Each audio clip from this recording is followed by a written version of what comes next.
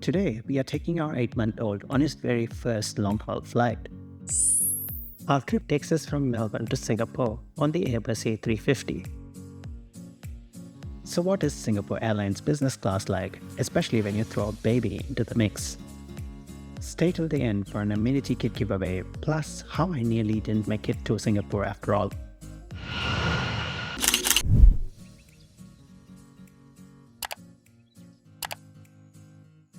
Here we are at Melbourne Airport, ready to go on our first long-haul flight with our little guy. Wish us luck.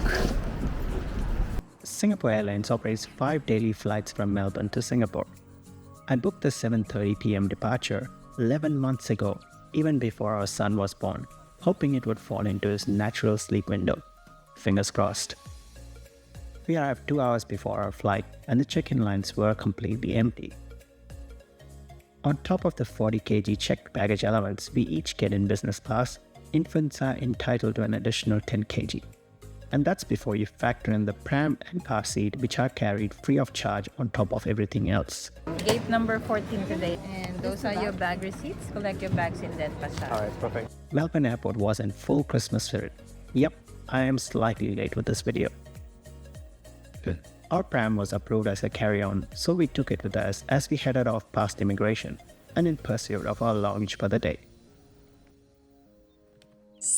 Singapore Airlines operates its own lounge at Melbourne Airport, which is due for an upgrade soon.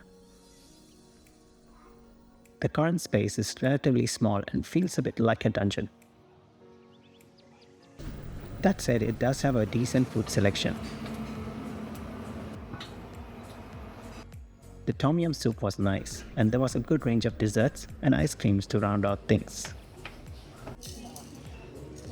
Charging ports were available at most seats, which is always appreciated. But so no change rooms in the SQ lounge, so we're going to the Air New Zealand one. This wasn't meant to be a lounge hopping trip, but here we are. The Air New Zealand lounge is much bigger and a lot quieter as it was almost about to close for the day. Food options weren't too bad considering the timing. Apart from the spacious baby change room that you can see here, there was also a kids corner, which kept us all entertained. A short while later, boarding for our aircraft began at gate 14. Thank you. Thank you.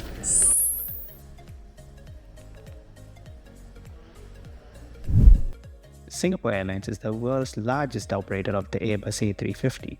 With 65 of these aircraft in its fleet, they actually operate 3 different variants of the A350. And today, we are on the long-haul configuration. This is a 3-class aircraft with 253 seats in total.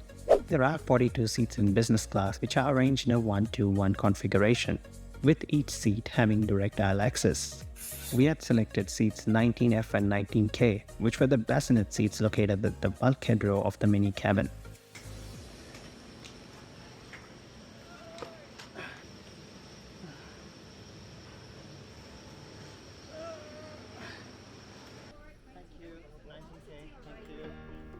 Stepping on board, the Singapore Airlines hospitality took over immediately.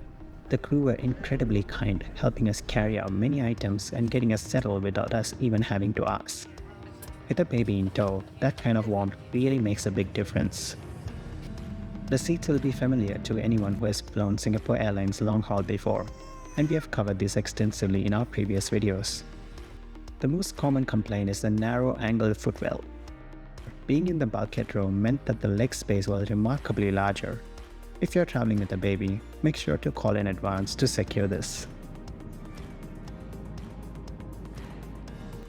On the amenities front, you get the usual Singapore Airlines staples: pillow, blankets, socks, slippers and eye shades.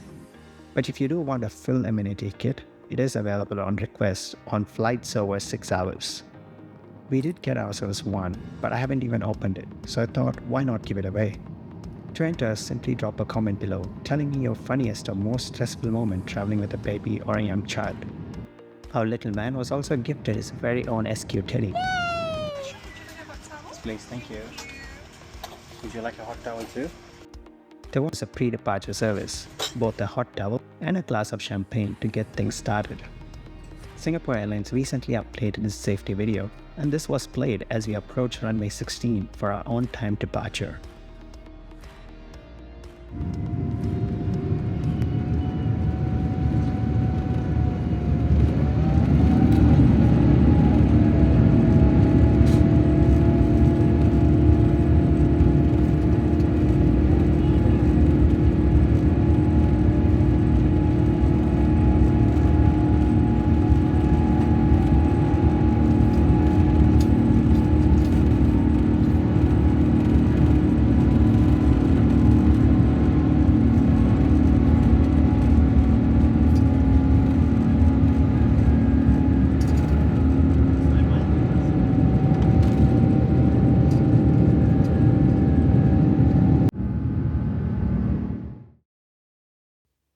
Taking off to the south, we made a series of right turns before heading northwest on our way to Singapore.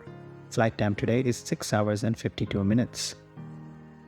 Once the seatbelt sign was switched off, the bassinet was deployed, and it was time to enjoy the post-departure service. The bassinet setup on this aircraft was solid and didn't obstruct any of the normal functions of the seat. But there was one problem. The little guy didn't want to sleep and was instead trying to work out how to unlatch it. So we decided to feed him instead, and Singapore Airlines did not disappoint. The baby meal arrived with its full business class treatment. If you're going to eat at 35,000 feet, you may as well do it in style. It was thoroughly enjoyed, and more importantly, it did the trick. A full Delhi later, and our little one was finally out. So I guess it was time for our dinner. Singapore Airlines makes their menus available well before the departure date. The appetizer was a panzanella salad with prawns. I must admit I had to look that one up. Turns out it's just a salad with some croutons on top. Forget the name, it looked beautiful on the plate and tasted even better. Fresh, light, and a great way to start the meal. For the main, we went with the Book the Cook option, Singapore Airlines pre-order dining service, which lets you select your meal before your flight from a more premium menu. Out of Melbourne, the choices are a bit limited, but we decided to try the lamb loin stir fry with cumin leek sauce.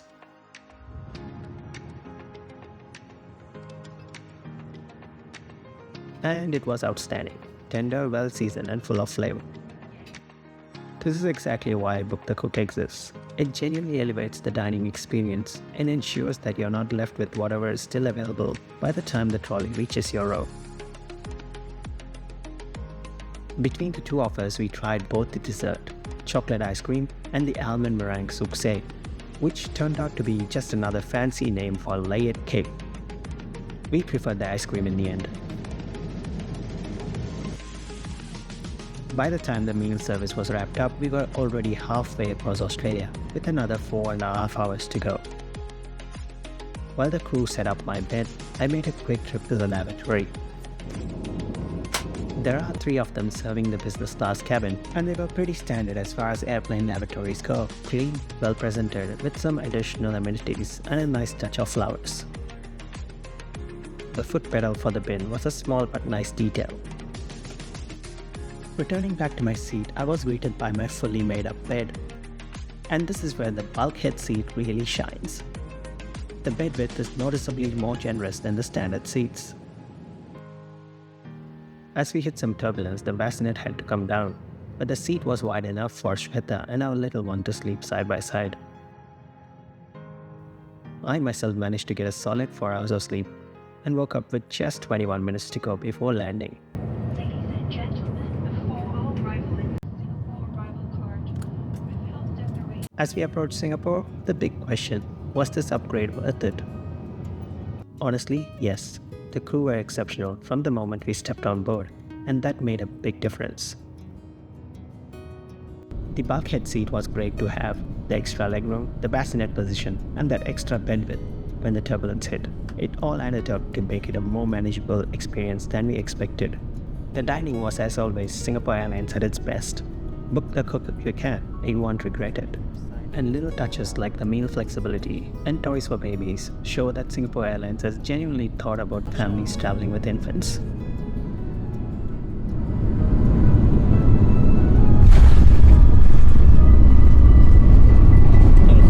Big bump.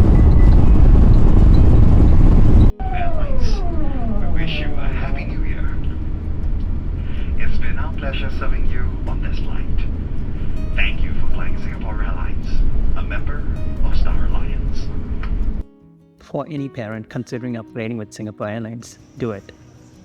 Thank you. Just maybe double check you have your Thank you so passport much. before you get off the plane. Thank you.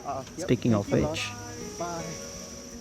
we had just landed at Singapore Changi Airport for our overnight transit. As we approached the immigration gates, I reached for my passport. Nothing. My heart sank. I had left it on the plane. I ran back to the gate, but it was already closed. No one was getting back through. So I headed to the transfer desk, baby in the pram, trying to stay calm. The staff had initially told me to head to the lost and found after immigration, which would have been helpful, except I can't get through immigration without my passport. When I pointed out that I have lost my passport, they suddenly took it a lot more seriously. They took down all my details and told me to wait, warning it could take a few hours. Luckily, we had an overnight transit, so at least we weren't about to miss a connection, but still not ideal.